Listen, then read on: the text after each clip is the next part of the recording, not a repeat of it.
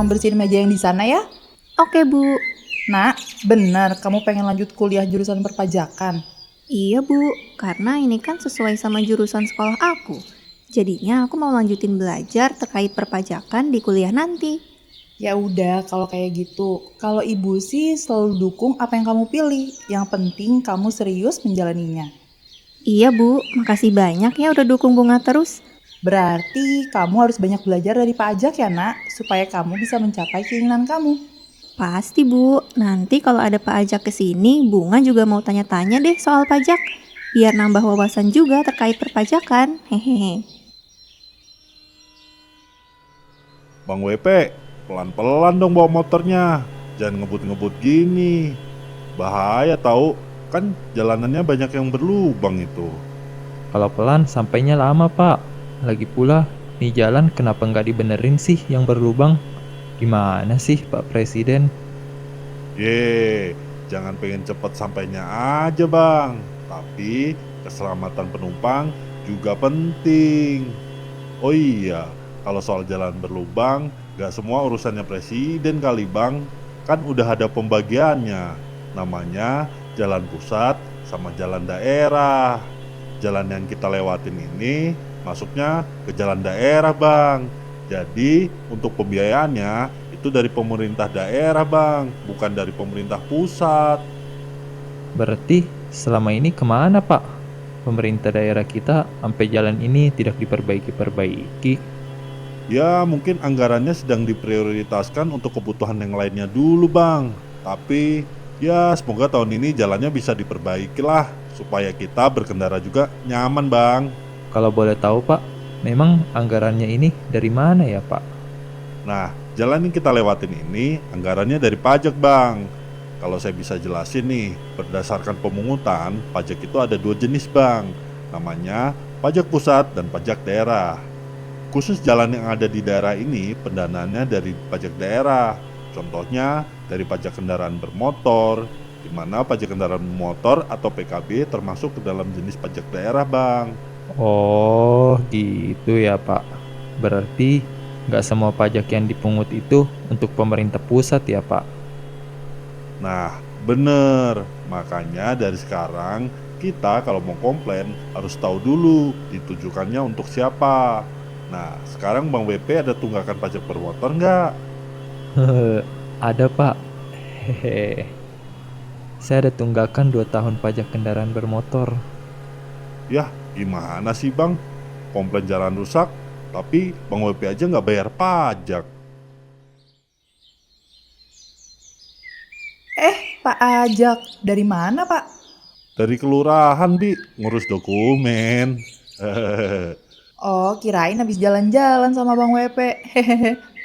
Hah, duit aja nggak punya. Mau jalan-jalan kemana, Bi? Ya udah semuanya. Saya duluan dulu ya. Mau lanjut narik biar dapet duit. Ya udah, hati-hati Bang WP. Pak Ajak, mau dibikinin apa Pak? Kopi? Teh? Kopi aja, Bi. Kayak biasa, kopi hitam. Oke, baik Pak. Lagi ngapain, Bunga? Kayaknya lagi serius banget main handphonenya. Pak Ajak. Ini Pak, temanku ada yang mau jadi TKW. Tapi dia bingung terkait pelaporan pajaknya. Jadi dia minta tolong ke aku deh buat tanyain laporan pajaknya gimana. Oh gitu.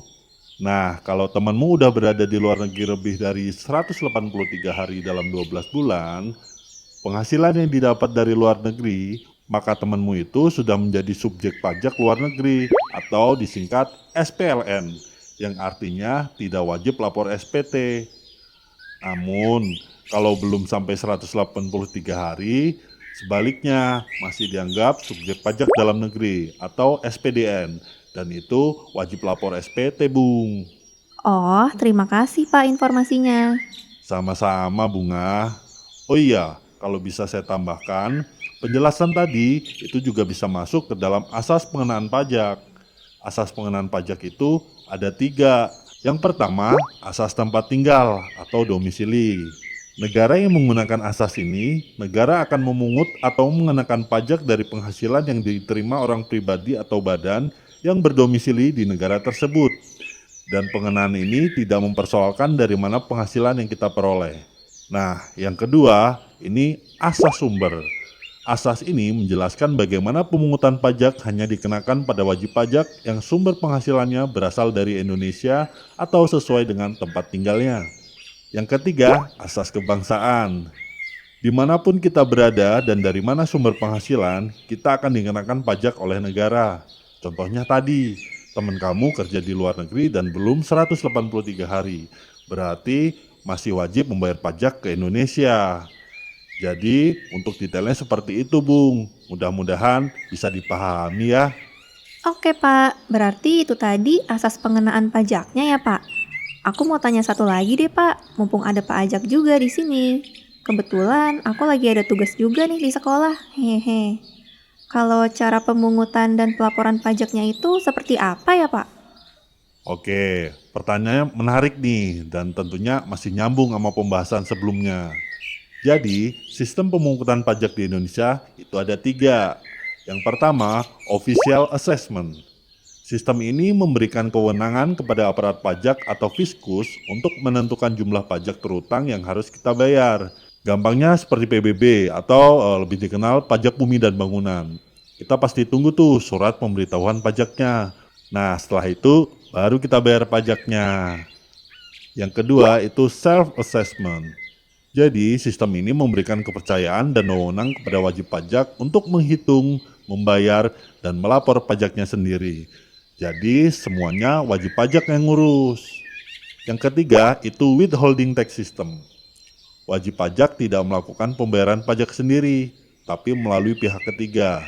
Contohnya, ada PPh 21 atau gaji ketika kita bekerja di perusahaan. Gaji kita itu sudah dipotong pajak langsung oleh perusahaan dan pajak sudah disetor oleh perusahaan ke negara. Kira-kira gimana nih Bunga? Udah jelas belum penjelasannya? Sudah cukup jelas sekali Pak, terima kasih banyak ya Pak Ajak.